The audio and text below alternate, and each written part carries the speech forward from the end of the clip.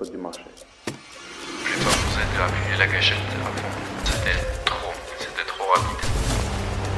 Et il reste encore la vitesse 4 et la vitesse 5. Cette machine peut être hyper dangereuse.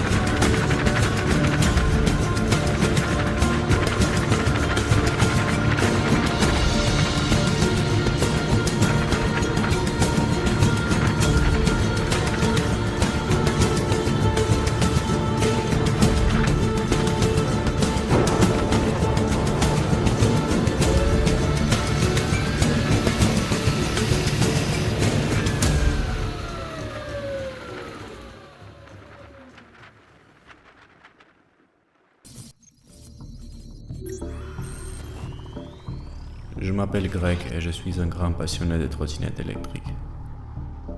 En achetant ma première trottinette, l'une des plus simples et les moins chères du marché, j'avais aucune idée que ça allait partir aussi loin et qu'un jour j'allais m'investir dans les trottinettes assez chères, des machines qui arrivent à développer presque les mêmes vitesses que les motos.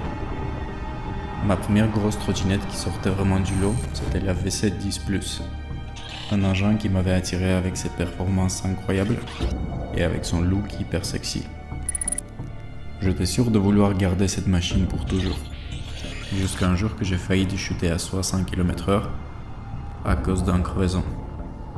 Ce qui m'a fait comprendre qu'il me fallait une machine qui arrive à mieux absorber les imperfections de la route. Plus tard, je l'ai remplacé avec la Dualtron Thunder 2. C'était un engin encore plus puissant, dont la vitesse de pointe était le quadruple de la vitesse maximale autorisée. Il avait une meilleure tenue de route et les premières impressions étaient incroyables. Mais avec les nombreux défauts que j'ai découverts avec le temps sur cette trottinette, j'ai dû y renoncer aussi. La Thunder 2 a cédé sa place à la Teveran Fighter, une trottinette qui m'avait l'air parfaite et qui arrivait à corriger toutes les imperfections qu'il y avait sur les machines précédentes. J'étais vraiment content avec cette machine performante et super bien équipée. Bien qu'elle était meilleure que toutes les machines précédentes, j'ai pas pu la garder parce que j'avais toujours l'œil sur le modèle au-dessus, la Supreme. Et finalement, je l'ai à ma disposition, la Teveran Fighter Supreme. Mais est-ce que c'est une trottinette parfaite qu'on va pouvoir garder à long terme, jusqu'à que la batterie soit morte?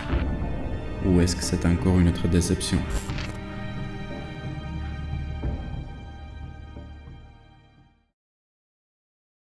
Salut les riders, j'espère que vous allez bien. Ravi de vous retrouver dans une nouvelle vidéo. Comme vous avez bien compris, le sujet de cette vidéo sera la Teveran Supreme.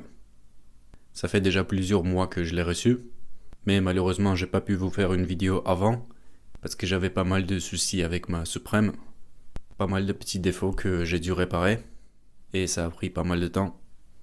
J'en parlerai plus en détail vers la fin de la vidéo, pour ne pas commencer avec les points négatifs. Mais en général, c'est une très très bonne machine. Je suis vraiment content de l'avoir. Et je regrette pas du tout d'avoir vendu la Fighter 11 pour la Supreme. D'ailleurs, la Fighter 11, quand je l'ai vendue, c'était incroyable, tellement elle est partie vite. Je l'ai déposée sur le bon coin et 3-4 jours plus tard, elle était déjà vendue. J'ai jamais eu de vente aussi rapide, surtout quand il s'agit de trottinettes chères, de plus de 2000 €. Déjà ça m'a pris plusieurs mois pour vendre la Thunder 2, et presque à la moitié du prix. Mais bon, revenons au sujet de la vidéo. Du coup on va analyser ensemble ce gros monstre. Je vais vous montrer tout ce que j'aime et tout ce que je n'aime pas sur cette machine, et essayons de comprendre si ça vaut le coup de payer 1000 € de plus pour la Supreme. Donc mettez-vous à l'aise, et c'est parti.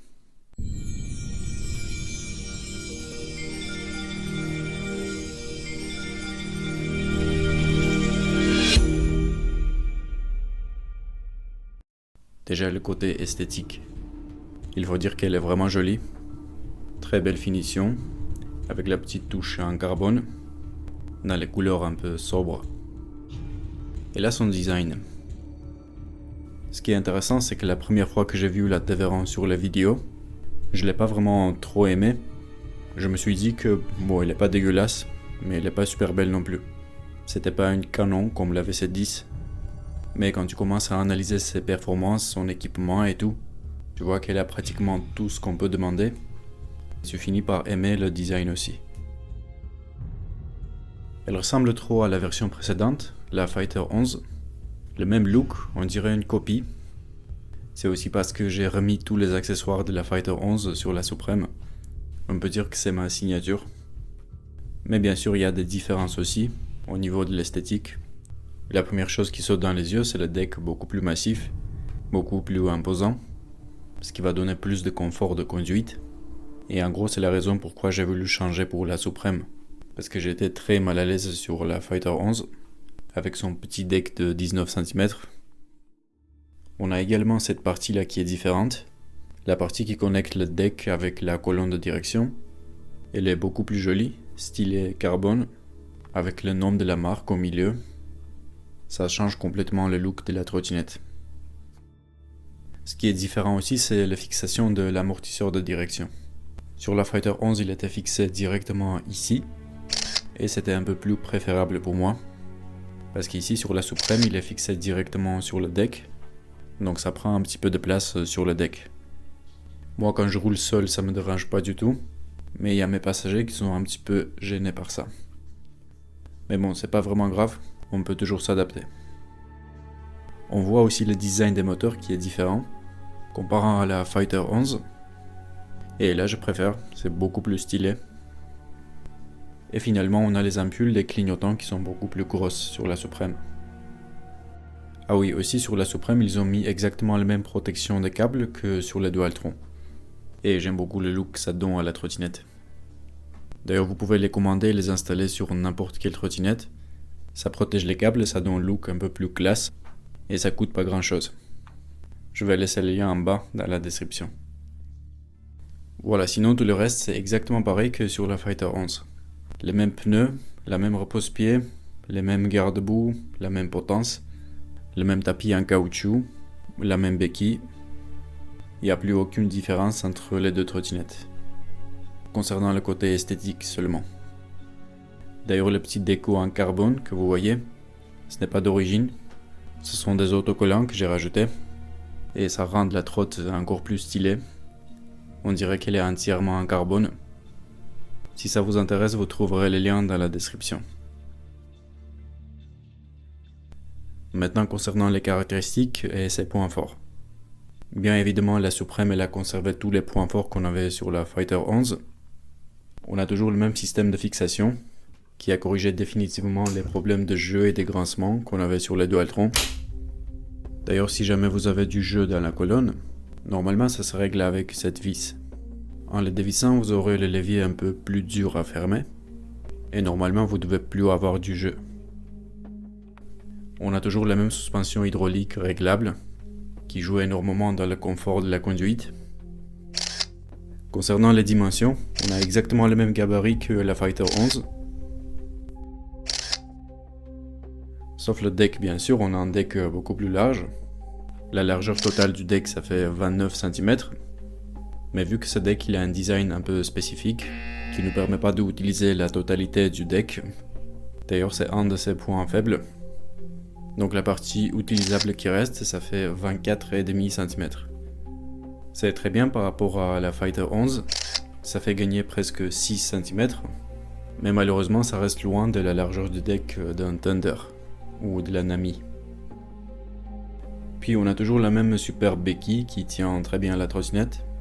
D'ailleurs, ce qui est avantageux aussi sur cette béquille, c'est que la partie qui touche le sol est en caoutchouc, donc ça permet d'avoir un meilleur grip. Et même quand vous garez la trottinette légèrement dans la montée, ça ne glisse pas. Ici, sur le même endroit, quand j'avais garé la Thunder 2, elle glissait parce que sa repose-pied était entièrement en métal. Donc voilà, ça peut être une astuce. Pour avoir un meilleur grip, vous pouvez rajouter une petite capuche en caoutchouc sur votre béquille. On a toujours le crochet de fixation qui marche très bien. Il se fixe sans problème sur le crochet du bas, ce qui permet de soulever la trottinette plus facilement. Après, faites attention parce qu'elle est bien lourde. Elle fait plus de 50 kg, 53 si mes calculs sont justes. Tout seul, je pèse 67 kg. Et avec la trottinette soulevée, ça faisait 120 kg. Donc selon mes calculs, ça fait 53 kg, le poids de la trottinette. Après, c'est vrai que j'ai installé pas mal d'accessoires sur la trottinette. Mais bon, je pense que ça doit faire une différence de 3 kg ou 5 maximum. Donc le poids de la trottinette doit être entre 45 et 50 kg. Ce qui est un peu normal pour une machine qui arrive à monter jusqu'à 100 km/h. Mais faites bien attention avec le dos quand vous devez la soulever. Déjà une fois j'ai dû la monter au 2e étage parce que l'ascenseur il était en panne et j'ai failli de me péter le dos. Et aussi faites attention avec la lampe arrière quand vous soulevez la trottinette. Ne mettez pas les doigts sous la lampe, mais plutôt sous son support. Sinon avec le temps vous risquez de arracher la lampe. Puis on a toujours les mêmes superbes pneus. Les tubeless incravables en 11 pouces. Là comme d'habitude je vais vous faire un petit test pour voir s'ils sont aussi résistants que c'était annoncé. Donc je connecte ma petite pompe Xiaomi. Je gonfle jusqu'à 50 PSI. Et je vais utiliser cette vis avec l'épaisseur de 4 mm.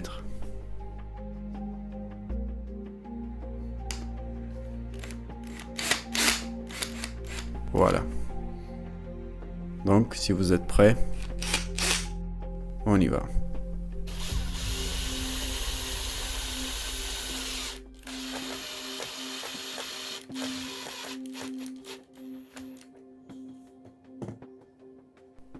On n'a pas de bruit d'air qui sort et la pression n'a pas bougé du tout.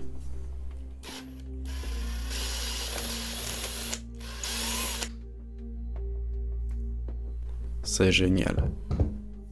Comme vous voyez, la vis est un peu noircie à cause du gel anti-crevaison qu'on a dans le pneu. On va mettre un peu de l'eau. Et il n'y a rien, il n'y a pas d'air qui sort. C'est incroyable. Ce sont pratiquement les meilleurs pneus qu'on peut avoir. C'est trop bien de rouler avec cette confiance que vous n'allez jamais avoir de crevaison. D'ailleurs, cette trottinette elle a aussi une version avec les pneus off-road, avec les pneus en crampon. Mais je pense qu'on en a vraiment pas besoin. Parce que déjà avec ces pneus route, vu qu'ils ne crèvent pas, on peut faire autant de off-road qu'on veut. On a également les bonnes suspensions qui permettent de le faire. Bref, on a des pneus juste excellents. Puis on retrouve toujours les mêmes disques à 160. Et on a toujours le câble moteur qui est placé sur le côté opposé du disque. C'est un point qui facilite vraiment le remplacement des disques. Vous aurez qu'à démonter la roue, dévisser les petits vis et enlever le disque facilement. Donc c'est très pratique, comparé aux autres machines qui ont le câble moteur avec le disque sur le même côté. Ok, maintenant par rapport à sa puissance. C'est là qu'on va avoir une grande différence entre la Fighter 11 et la Supreme. Donc ici on a des gros moteurs de 4000 watts chacun et deux contrôleurs de 55 ampères chacun. Ce qui fait qu'on a une vitesse de pointe de 100 km/h, ou même je crois qu'elle va même dépasser les 100 km/h. Bon, après ça j'ai pas testé sa vitesse de pointe, j'avais pas vraiment un endroit spécifique pour pouvoir le faire. En fait, il faut vraiment aller sur l'autoroute pour tester sa vitesse de pointe. Mais quand même, ça se sent qu'elle est beaucoup plus puissante que son petit frère, la Fighter 11. Rien qu'en première vitesse, elle monte déjà à 40-45 km/h. Et donc la plupart du temps que je roule, je reste en première vitesse, tellement elle est puissante. J'avais cet endroit, le tunnel entre Cap d'Aille et Est-sur-Mer. Ici on a une bonne ligne droite, Pas de piétons, pas d'intersection. On a une vue bien dégagée. Donc c'est un endroit où je peux envoyer un peu du lourd. Ici j'avais passé avec toutes mes autres trottes, la V7, la Thunder 2, la Fighter 11 et la Supreme. Et avec toutes les autres trottes, je roulais à fond. J'appuyais la gâchette d'accélération à fond. Et au bout d'un moment, j'ai senti que la trotte, elle a tout donné. Elle pourrait pas rouler plus vite que ça. Et que j'ai atteint vraiment sa vitesse de pointe. Et la Supreme était la seule où j'ai pas osé d'appuyer la gâchette à fond. Parce que déjà c'était trop rapide. Même là je suis à plus de 70 km/h et je suis seulement en vitesse 3. Et il reste encore la vitesse 4 et la vitesse 5. Bon après c'est vrai que j'ai modifié un peu la puissance de chaque vitesse. Mais vous pouvez voir quand même que même après mes modifications, la vitesse 3 elle reste moins puissante que la 4 et la 5. Du coup j'ai aucun doute qu'il va monter à 5 km/h et même aller plus vite que ça. Donc c'est sûr que vous ne serez pas en manque de puissance sur la Supreme. Mais quand même, s'il vous plaît, faites attention avec sa puissance. Le problème avec les trottinettes puissantes, c'est qu'elles sont accessibles un peu à tout le monde. C'est juste une question de prix. Bien que généralement elles sont vendues bridées à 25, mais elles sont très facilement débridables. Et dans les mauvaises mains, cette machine peut être hyper dangereuse. Déjà l'été dernier, sur la promenade des Anglais, il y avait un petit garçon qui a été percuté par une trottinette électrique. Par un fou qui ne savait pas contrôler sa trottinette et adapter sa vitesse aux environnements. Et par conséquence, malheureusement, le petit garçon de 5 ans, qui avait encore toute sa vie devant lui, est mort.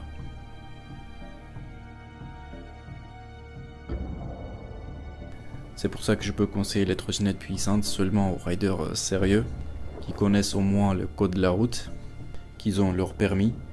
En idéal, pas que le permis voiture, mais aussi le permis moto, pour savoir bien contrôler les deux roues. Moi, c'est le cas, j'ai les deux permis. Je roule en respectant le code. Et quand je dépasse les 25 km/h, je le fais seulement quand je suis sûr que je m'aperçois en danger. Ok, bon, revenons sur le sujet. Donc la trottinette est vraiment puissante. Et pour ceux qui se demandent si elle n'est pas trop puissante pour la route, si elle ne patine pas trop et tout, en gros les gars, ça dépend de vous, de votre façon de conduite. Si vous démarrez toujours en 5e vitesse, alors bien sûr qu'elle va patiner. Là, elle va patiner jusqu'à 40 ou 50 km/h. Moi, j'aime pas trop de faire ça. Je préfère de démarrer en première vitesse et puis je passe la vitesse progressivement. Quand vous aurez des manœuvres à faire, comme par exemple des demi-tours, c'est assez compliqué en 5e vitesse. Et aussi, si vous roulez qu'en 5e vitesse, alors évidemment, vous allez avoir moins d'autonomie. Parce que c'est la vitesse qui consomme le plus. Puis on a la même lampe frontale, les mêmes LED qui sont facilement réglables via l'application. On a le clignotant gauche, le clignotant droit et les feux de détresse. On a toujours le même deck en caoutchouc qui est super facile à nettoyer. Il est par contre un peu plus compliqué à ouvrir. Vous devez d'abord dévisser l'amortisseur de direction, puis il faut dévisser la repose-pied pour avoir l'accès à toutes les vis pour ouvrir le deck. On a toujours le démarrage avec les cartes NFC. C'est un petit peu amélioré sur la Supreme. Ça fait un bruit plus fort lors de verrouillage, qui était très faible sur la Fighter 11. Toujours le même super display. Ici il n'y a pas vraiment de différence. Sauf que j'ai le temps qui a l'air d'être un peu plus stable que sur la Fighter 11. J'avais fait une vidéo concernant que le display, où j'en parle beaucoup plus en détail. Je vous laisse le lien de cette vidéo en haut sur la droite. Et bien sûr on a l'amortisseur de direction d'origine, qui rend la trottinette beaucoup plus stable en haute vitesse. Et là quand vous roulez doucement à 20-25 km/h, ça permet de contrôler la trottinette à une seule main très facilement. Donc pour faire une conclusion, c'est la même Fighter 11 mais plus puissante, plus confortable grâce à son deck large et un peu plus design, un peu plus stylé. Mais aussi évidemment plus chère et un peu plus lourde. En fait les constructeurs de la Tévéran, ils ont été très malins parce qu'ils ont piqué et combiné les points forts chez les marques différentes. Chez l'Anami par exemple, ils ont piqué les mêmes suspensions réglables qui marchent 10 fois mieux que les suspensions de chez Dualtron. Ils ont aussi installé la même lampe frontale, le même commodo, et ils ont pris l'idée d'avoir un display un peu spécial, qui ressemblait pas du tout au display précédent. Et ils l'ont même amélioré parce qu'il est plus informatif que le display de l'Anami. Puis l'idée d'avoir ce système de fixation, je dirais que ça vient chez la V7. On a exactement le même levier de fixation, et ils l'ont amélioré aussi car il est plus rapide à fixer. Aussi la TV20 elle a la même construction et le même confort que la V7, parce qu'elle a la potence qui est relativement droite. Ce n'est pas une potence inclinée comme chez les Dualtron. Perso, j'ai pas du tout aimé cette inclinaison, parce que ça fait perdre de la place sur le deck. Aussi chez la V7, ils ont pris l'idée d'avoir les clignotants pas qu'à l'arrière, mais aussi à l'avant. Et finalement, chez les Dualtron, je dirais qu'ils ont piqué l'idée d'avoir des LED, qui était peut-être le charme principal des Dualtron. Et ils ont installé aussi les mêmes pneus incurvables et le deck en caoutchouc de la Thunder 2. Donc en gros, ils ont piqué des points forts chez les modèles différents, et ils ont essayé de supprimer tous les défauts qu'on avait sur ces modèles. Et c'est pour ça que la TV1 Supreme est une trottinette aussi réussite. Ok, maintenant on va parler de tout ce que je n'aime pas sur cette machine. En gros, il a presque les mêmes défauts que son petit frère, commençant par les freins zoom. C'est une trottinette un peu trop puissante pour les freins zoom. Ça nous oblige de faire un petit investissement pour installer les Nut ou bien les Magura. Par contre, je dois dire que ça freine un peu plus fort que les freins que j'avais sur la V7. Et c'était aussi des freins zoom. Donc on a toujours les zooms, mais ça freine un peu plus fort. Je sais pas ce qui est différent, peut-être ils ont installé des plaquettes de meilleure qualité. Parce que j'ai toujours les freins électriques sur le niveau minimal. Puis on a toujours le même guidon fixe qui prend un peu trop de place. Toujours le même klaxon chinois, qui est pas assez fort pour une trottinette aussi rapide. Et on a toujours l'accélérateur au pouce. Mais bon, ce sont pas vraiment des défauts parce qu'ils sont assez faciles à modifier. Le défaut du deck étroit, c'est fini aussi. Là on a un deck de 24,5 cm au lieu de 19. Mais quand même j'aurais aimé que son deck soit plus large que ça. De vue, elle a l'air d'avoir un deck aussi gros que la Thunder 2, mais le truc c'est qu'elle a un design un peu spécifique qui ne permet pas d'utiliser la totalité du deck. Alors il est très design et tout, mais j'aurais préféré qu'il soit plus large au lieu d'être stylé. C'est un peu comme la repose-pied de la Thunder 2. Elle est très jolie, elle fait la classe, mais au niveau du confort elle est pas bien du tout. Son design nous fait perdre la bonne moitié de la repose-pied. Parce qu'en roulant vite, quand on a besoin d'un contre-appui, il n'y a personne qui va mettre son pied ici. Donc ici c'est la même chose. C'est très stylé mais c'est pas vraiment confortable. Et j'espère qu'ils vont corriger ça aussi dans le futur. La Thunder 2, je regrette pas du tout de l'avoir vendue parce qu'elle avait trop de défauts. Mais c'est la seule chose qui me manque, la largeur de son deck. Et ses moteurs bruyants. Aussi j'aimerais bien que dans le futur ils auraient installé une repose-pied un peu plus large que ça. Un idéal dans la même largeur que son deck, comme c'était le cas avec la Thunder 2. Bon, la repose-pied est très bien, sa forme, son angle, tout, elle est très confortable. Mais par rapport au deck, elle reste un petit peu étroite. Elle a une largeur de 15 cm en bas et 8,5 cm en haut. Mais ça serait vraiment top d'avoir une repose-pied dans la même largeur que son deck. Aussi sur la Supreme, j'ai plus le problème avec le chute de voltage. Je sais pas trop comment ça se fait, mais sur la Fighter 11, en allumant les feux, je perdais presque 3 volts. Et ici sur la Supreme, là vous voyez, je suis à 76,6 volts et à 70% de charge. J'allume les feux et ça fait descendre à 76,3 volts. Donc j'ai perdu seulement 0,3 volts. Alors que sur la Fighter 11, j'ai perdu presque 3 volts entiers. Donc grâce à ça, je pense que la Supreme elle va avoir un peu plus d'autonomie. Mais quand même, c'est un peu dommage qu'on a toujours la même capacité de batterie de 35 A. Parce que vu que la Supreme elle est plus chère et aussi plus lourde, on aimerait bien de gagner en autonomie aussi. Mais on gagne seulement en puissance. Donc voilà, c'est un peu dommage, surtout vu le poids de la trottinette. Elle fait environ 50 kg, donc elle est plus lourde que la Thunder 2, mais elle a 5 A de moins que la Thunder 2.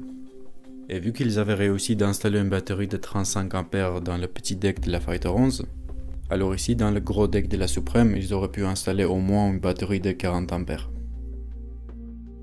Un autre petit défaut de la Supreme, c'est qu'elle est fournie avec un chargeur d'origine de 1,5 A. Alors que normalement tous les chargeurs d'origine sont de 2 A. Et je comprends pas trop l'idée de diminuer la capacité du chargeur. Parce qu'en gros ça va prolonger le temps de charge. Moi perso ça me dérange pas énormément parce que j'utilise pas ma trottinette chaque jour. Mais si vous comptez de l'utiliser souvent, alors il faut prévoir un chargeur rapide ou au moins un deuxième chargeur d'origine. Ce qui est aussi gênant, c'est le poids de la trottinette. 50 kg ça fait beaucoup quand même. Après, ce genre de trottinettes sont pas vraiment faites pour être portables. On peut plus la considérer comme un scooter. Ça peut être l'idéal pour les riders qui ont un garage. Mais si vous habitez à l'étage, alors assurez-vous d'avoir un dos bien musclé. Le défaut suivant, c'est les clignotants. Sur la Supreme, on a des clignotants un peu moins forts que sur la Fighter 11. Et c'est quand même un peu bizarre, parce que quand j'ai vu la Supreme dans les vidéos, j'ai remarqué tout de suite qu'elle avait des ampoules un peu plus grosses, et je me suis dit, bah cool, elle va avoir des clignotants encore plus forts. Mais bizarrement, ça clignote quand même moins fort que la Fighter 11. Donc voilà, c'est un peu dommage. Enfin, la nuit, il n'y a pas de souci, ça se voit très bien, mais en journée, ça va être un peu moins visible que sur la Fighter 11. Ok, maintenant concernant tous les problèmes que j'ai eu avec ma Supreme. Donc je reçois la trotte, je suis super content, je la déballe. J'essaie de l'allumer, elle s'allume pas. Je me dis que, ah oui, il faut présenter la carte NFC. Donc je le fais, mais elle s'allume toujours pas. Je commence à m'inquiéter, j'envoie des messages au vendeur et tout. Et finalement, ça se trouve que la trotte, elle s'allumait pas parce qu'elle était déchargée. Voilà, donc j'étais bien dégoûté d'avoir reçu une trotte déchargée. En fait, ce n'était pas la première fois. À l'époque, j'avais reçu une trottinette chinoise de 1000 € qui était déchargée aussi. Mais ici, il a quand même une trottinette d'une marque connue et à ce prix-là, il doit faire attention au niveau de charge avant d'expédier la trotte. Et je suis pas le seul. J'ai vu aussi d'autres utilisateurs sur Facebook qui ont reçu leur trottinette Everand déchargée. Donc c'est un peu n'importe quoi. Ça fait un mauvais impact sur la durée de vie de la batterie. Donc à cause de ça, au début j'avais ma trotte qui ne pouvait pas dépasser les 45%. Elle pouvait pas charger plus que 45%, elle était coincée. Je l'ai amenée dans un atelier, on l'a donné un coup d'un chargeur rapide, et voilà, ça marche normalement. Mais ce qui est bizarre, c'est qu'à chaque fois quand je branche la trottinette pour charger, donc ça passe au rouge, c'est normal, puis ça repasse au vert pour une seconde, et ça revient en rouge. Et après voilà, ça charge la trottinette normalement. Puis j'avais un souci avec les disques. Ils frottaient contre les plaquettes, mais ce qui est tout à fait normal pour une nouvelle trottinette. Mais les disques, ils étaient vraiment trop décalés vers la gauche, donc c'était pas possible de les régler. Et pareil, ça j'ai fixé dans l'atelier.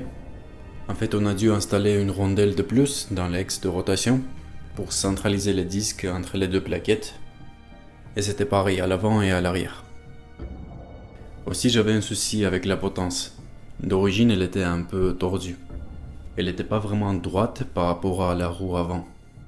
Et ça, je l'avais remarqué pas tout de suite, mais après plusieurs semaines d'utilisation. J'ai même monté à 70 km/h avec cette potence tordue. Et j'ai vraiment de la chance de rester vivant. Donc si vous venez de recevoir votre nouvelle trottinette, regardez bien si la potence est droite par rapport à la roue avant. Vous pouvez la fixer sur le crochet pour la centraliser. Et puis regardez si la roue avant n'est pas tordue vers la gauche ou vers la droite. Et si c'est le cas, vous pouvez dévisser ces 4 vis et puis taper sur les bras pour centraliser la roue avant. Et finalement, j'avais des problèmes avec les câbles. C'est un nouveau défaut que j'ai découvert. Le rangement des câbles n'est pas vraiment bien fait sur les Everand.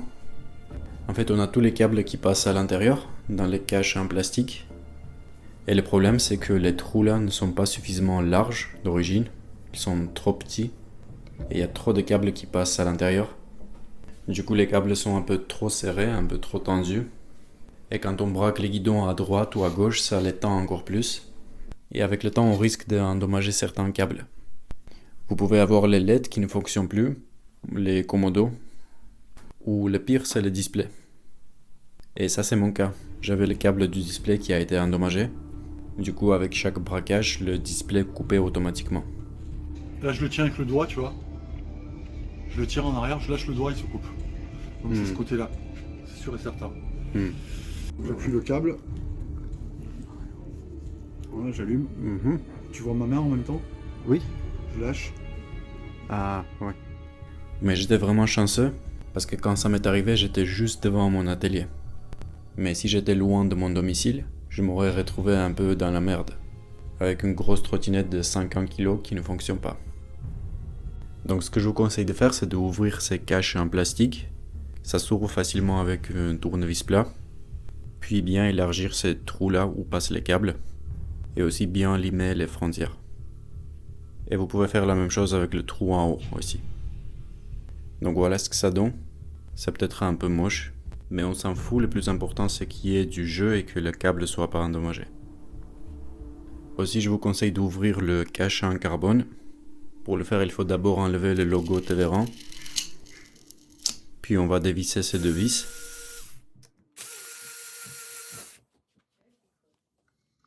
Voilà. Et on peut bien limer les frontières qui sont en contact avec les câbles, pour que ça ne laisse pas les traces sur les câbles.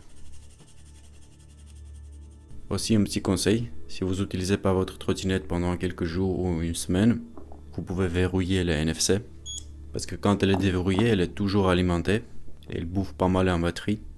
Et en gros, je pense que c'est la raison pourquoi ma trottinette est arrivée déchargée. Et finalement, je vais vous montrer les modifications que j'ai apportées à ma Suprême. Le plus évident, c'est les guidons. J'étais un peu obligé de remplacer les guidons. Avec son guidon fixe, c'était trop compliqué de rentrer la trottinette dans l'ascenseur. Et surtout, ça serait impossible de le faire avec un rétroviseur installé en plus. Donc j'ai installé ce guidon pliable qui fait très bien son travail. Il est très stable, il laisse jamais de jeu dans les poignées. Et en plus, il est un peu plus large que son guidon d'origine. Je vais vous laisser les liens dans la description. Par contre, je vous préviens que ce guidon n'est pas vraiment destiné au Tévéran. Il faudra faire un petit bricolage pour l'installer. Donc si vous n'êtes pas bricoleur du tout, alors ce n'est pas le bon choix. Puis j'ai toujours les poignées Dualtron, un petit souvenir que j'ai gardé de ma Thunder 2.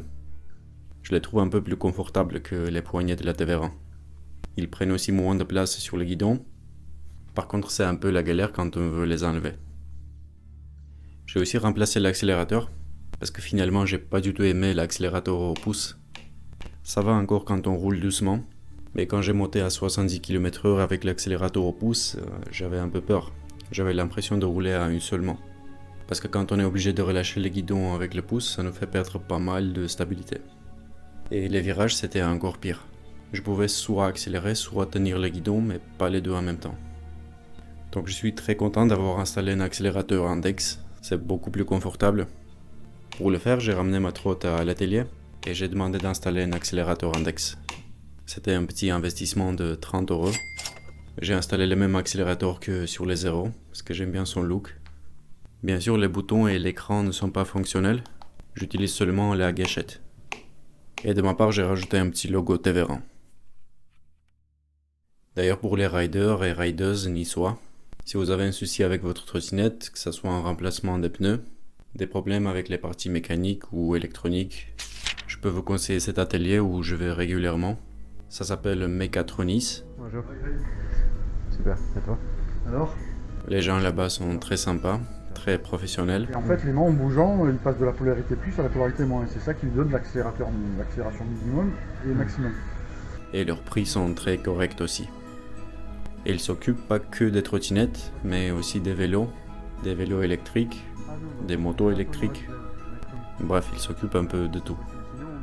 Je vous laisse la bête, voilà. Si vous voulez faire des petits tours comme ça, n'hésitez pas. Ouais, ça, on n'a pas trop le temps, c'est vrai, mais... Non, franchement, c'est... Pour le moment, j'ai pas remplacé les freins, mais j'ai déjà commandé les zooms à 4 pistons, que je dois recevoir prochainement. Une fois que je les aurai installés, je ferai peut-être une vidéo rapide pour montrer ce que ça donne. Et aussi, j'ai remplacé les capuches des ports de charge.